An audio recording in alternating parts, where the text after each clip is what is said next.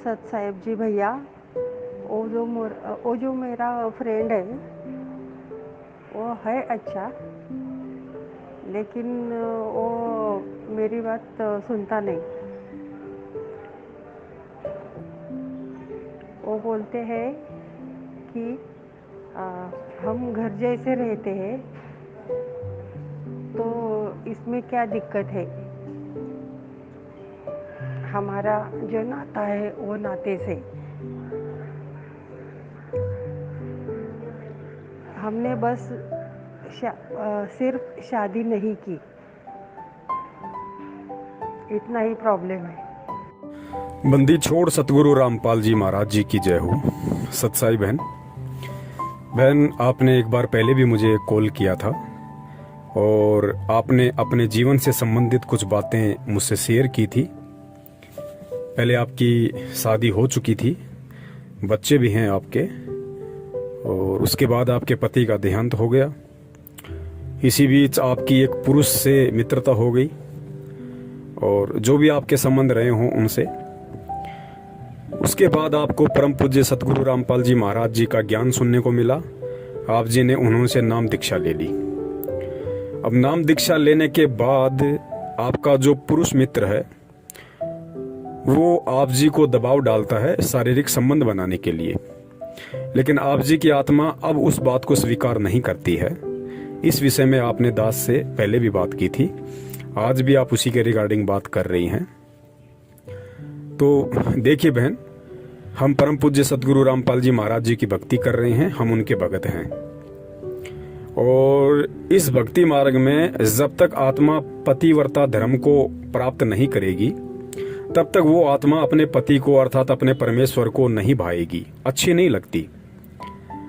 और जो व्यक्ति संत रामपाल जी महाराज जी का शिष्य बनने के बाद, उनकी भक्ति अपनाने के बाद, चाहे पुरुष हो चाहे स्त्री हो, जो सांसारिक रूप से पतिव्रता नहीं हो सकते, अगर पत्नी है, यदि वो पत्नी अपने पति के प्रति वफादार नहीं रह सकती, यदि कोई पति है और वो यदि अपनी पत्नी के प्रति वफादार नहीं रह सकता, अर्थात जो व्यक्ति परम पूज्य सतगुरु रामपाल जी महाराज जी से नाम दीक्षा लेने के बाद भी सांसारिक पतिव्रता वाला धर्म नहीं निभा सकता, वो व्यक्ति आध्यात्मिक रूप से कभी भी पतिव्रता धर्म का पालन नहीं कर सकता और कभी भी अध्यात्म में वो आत्मा परम पूज्य सतगुरु रामपाल जी महाराज जी को पसंद नहीं आएगी। वो कभी भी अपने गुरुदेव को प्रसन्न नहीं कर सकती।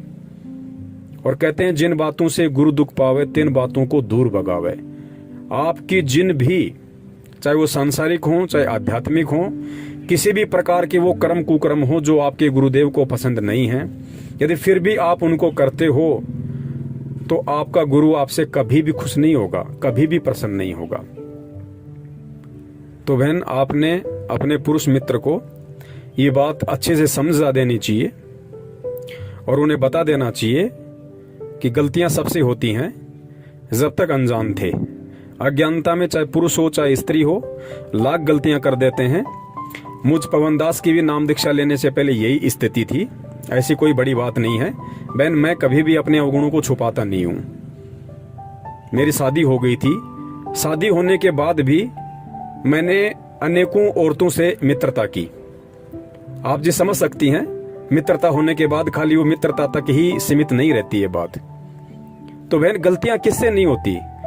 मैंने तो ये बात मेरी पत्नी को भी बता रखी है कि भाई नाम दीक्षा लेने से पहले मैं तो इतना नीच इंसान था, मैंने तो बहुत सारे कुकर्म किए हैं, लेकिन नाम दीक्षा लेने के बाद गुरुदेव कहते हैं कि बच्चों, तुम्हारा फिर से जन्म हो गया, मैंने तुम्हारा नवीनीकरण कर दिया, मैंने तुम्हें एक बार सोना बना दिया।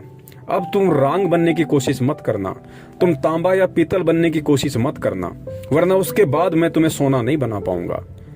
तो बहन, मैं कितना कुकर्मी इंसान था, मैं कितना गलत था, ये सारी बातें मैंने अपनी पत्नी को भी, अपनी भक्तमती को मैंने बता रखी हैं। और आज हमारे को एक दूसरे के ऊपर जो विश्वास है वो पहले नहीं था बहन।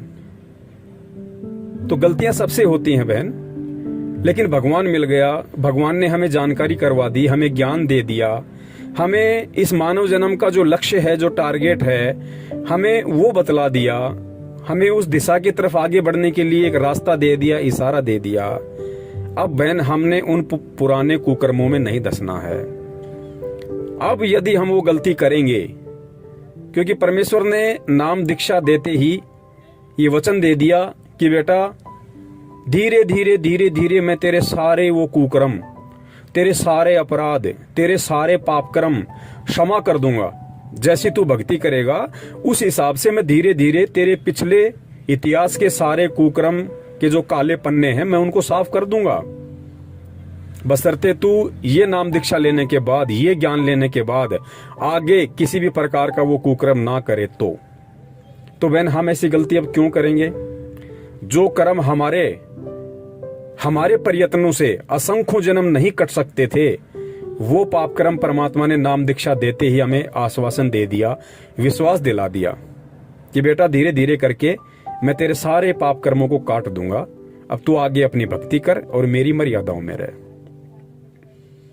तो बहन अब नाम दीक्षा लेने के बाद में पहले यदि कोई बहन थी और यदि उसका किसी पुरुष से संबंध था तो आगे उसने उस संबंध को बिल्कुल समाप्त कर देना चाहिए।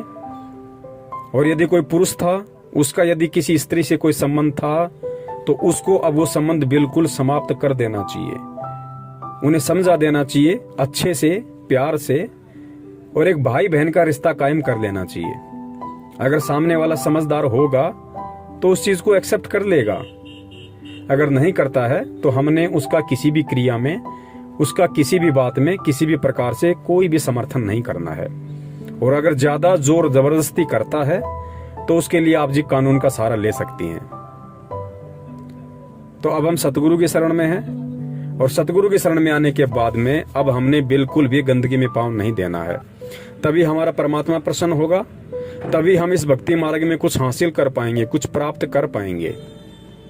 तो बहन हमें बहुत सोच समझ के एक एक कदम हमने फूक फूक के इस भक्ति मार्ग पे अब रखना होगा।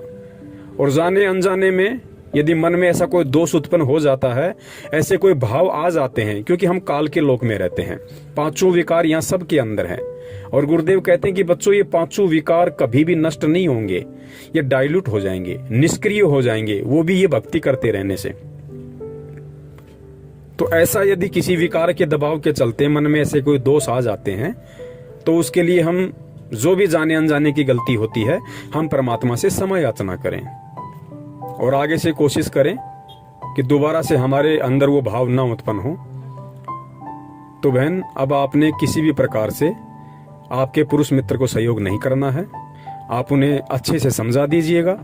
अगर वो समझते हैं तो अच्छी बात है, अगर नहीं समझते हैं तो आप उनसे अपना बिल्कुल रिश्ता समाप्त कर लीजिएगा। अब यदि आपका कोई मित्र है, आपका कोई भाई है, आपका कोई पति है, आपका कोई रिश्तेदार है, आपका कोई परमेश्वर है, असली मायने में तो वो आपका गुरु है, आपका सतगुरु है।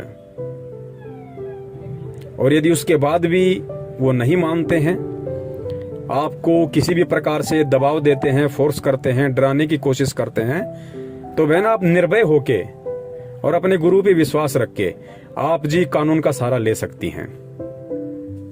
और उन्हें बता दीजिएगा कि आइंदा ना मुझे फोन करें, ना मुझसे मिलने की कोशिश करें।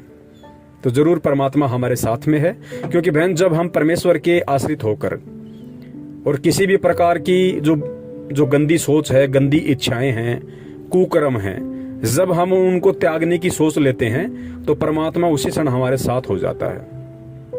परमात्मा बहुत सारे रास्ते खोल देता है और भगत को उस गंदगी से परमात्मा हाथ पकड़ के बाहर निकालता है। ये 100% श्योर है, इसमें कोई झूठ नहीं है, सत्य है ये। तो आज के बाद क्योंकि नाम लेते ही आप एक पवित्र आत्मा हो जाती हैं और इस पवित्रता पे किसी भी प्रकार का कोई भी लांछन, कोई भी कलंक, कोई भी दाग धब्बा ना लगे, इसके लिए हम कोशिश करें कि हम परमेश्वर को ही अपना सब कुछ बना लें, अपना पति, भाई, बंधु, माता, पिता। और है भी वही असल में, जो रिश्ते यहाँ के रिश्तेदार नहीं निभा सकते, उन रिश्तों को वो परमात्मा 1000% बखूबी निभा देगा बहन। वो सारा आश्रय देता है, सारा प्यार देता है परमात्मा, जो यहाँ के रिश्तों से नहीं मिलते। तो आपने यदि परम पूज्य सतगुरु रामपाल जी महाराज जी की भक्ति करनी है, आपने यदि सतलोक की प्राप्ति करनी है और अपने गुरु के दिल में विशेष जगह बनानी है, तो बहन आपने बिल्कुल पतिव्रता धर्म का पालन करना पड़ेगा, चाहे सांसारिक हो चाहे आध्यात्मिक हो। और जब तक हम दो नाव में पैर रख के चलेंगे बहन, हम कभी भी अपनी मंजिल को प्राप्त नहीं करेंगे, कभी न कभी हमारा पैर जरूर फटेगा। सत साहिब, जय हो बंदी छोड़ की।